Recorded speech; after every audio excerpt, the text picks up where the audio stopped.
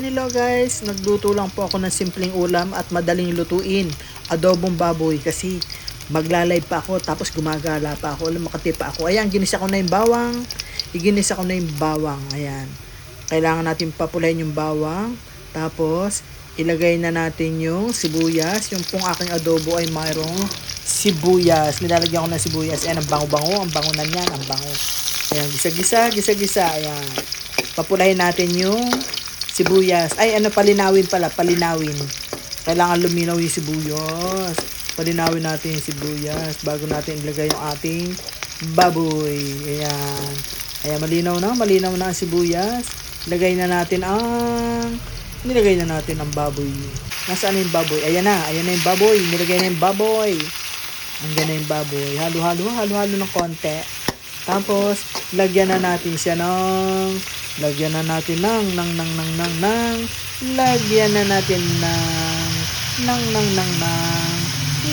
ng toyo. Ayan, lagyan na ng toyo. Lagyan na natin ng toyo. Lagay ng toyo. Ayan, tinuyoan na. Ayan, halo. Pwedeng haluin kung toyo pa lang ang inilagay. Tapos, ayan, lalagyan na natin ng suka. Ayan. Pag nilagay natin ng suka, wag natin hahaluin kasi yun ang kasabihan ng matatanda. Pag daw nagluluto ka at naglagay ka ng suka, wag daw agad hahaluin. Hindi ko alam kung bakit. Eh di gaya-gaya lang naman ako. Eh di ganun ang ginagawa ko. Hindi ko hinahalo. Paglagay ng suka, ayan. Tapos lagyan ko ng kaunting tubig. Para habang pinakukulo, lumalambot yung ating baboy. Ayan, may tubig niya yan. Nilagyan ko na ng sabaw.